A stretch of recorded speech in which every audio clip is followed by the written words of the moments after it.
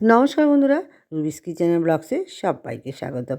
চলে এসেছি আবার একটি নতুন রান্নার রেসিপি নিয়ে। আজকে করে দেখাবো ম্যাগি মশলা দিয়ে আলুর পরোটা। প্রথমে আমি আলুগুলো সেদ্ধ করে নিয়েছি, তারপরে সেদ্ধ হয়ে গেলে জল ঝরিয়ে নিয়ে ভালো করে মেখে নেবো। আলুগুলো ভালো করে ম্যাশার দিয়ে মেখেও নিতে পারো, হাত দিয়ে ভালো করে মেখেও নিতে পারো।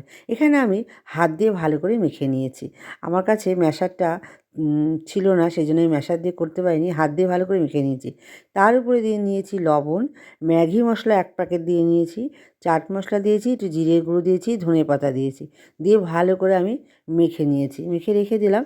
এবারে আমি ময়দার চিলিটা বানিয়ে নেবো। এখানে আমি আটা আর ময়দা মিক্স করে বানাবো। প্রথমে দিয়ে নিলাম পরিমাণ মতো নুন, তারপরে 2 চামচ চিনি আর 2 চামচের মতন রিফাইন তেল দিয়ে ভালো করে মিশ্রণটা ভালো করে মেখে নেব। নিয়ে আর একদম শক্ত শক্ত করব না, আর একদম নরম করব না, মিডিয়ামের মতন করে নেব। দিয়ে 10 মিনিটের মতন রেস্টে রেখে দিয়ে তারপরে চেলি কেটে নেব।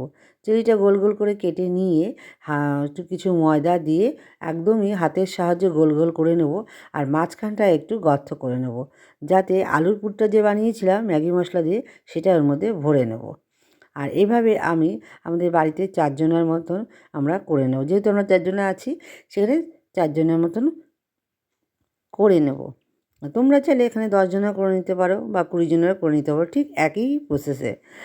তো সেহেতু এক্ষেত্রে ময়দা আটাটা বেশি লাগবে। এবার আমি বেলে নেব হালকাভাবে আমরা এটা বেলে নেব, বেশি চেপে বেলবো না, তাহলে আলুর পুরটা বেরিয়ে যাবে। এক এক করে একটা গরম তাওয়া বসিয়ে দিয়েছি গ্যাসের ফ্লেমে, দিয়ে প্রথমে আমি আলুর পরোটাগুলো ভেজে নেব। প্রথমেই তেল দেবো না, শক্ত হয়ে যাবে। ভেজে নিয়ে তারপরে 2 চামচের মতন তেল দিয়ে পরোটাগুলো সব ভেজে নেব। আর এখানে তোমরা মাংস দিয়েও খেয়ে নিতে পারো, আবার আলুর দম দিয়েও তোমরা এই পরোটা খেতে পারো। আমি এখানে টক দই দিয়ে আর ধনেপাতার চাটনি করেছিলাম, এটা দিয়েই খাবো। আমাদের বাড়িতে এইভাবে খেতে সবাই খুব ভালোবাসে, আবার মাংস দিয়েও খেতে ভালোবাসে। যেহেতু মাংস ছিল না, আলুর দম করিনি, সেই জন্য এটা দিয়ে আমরা সবাই মিলে রাত্রেবেলায় খেয়ে নিলাম। তো বন্ধুরা, আমার এই ভিডিও যদি ভালো লেগে থাকে অবশ্যই একটা লাইক, কমেন্ট, শেয়ার আর সাবস্ক্রাইব করে দেবে। পাশে থেকো। কালকে আবার দেখা হবে নতুন একটা ভিডিও নিয়ে। টাটা।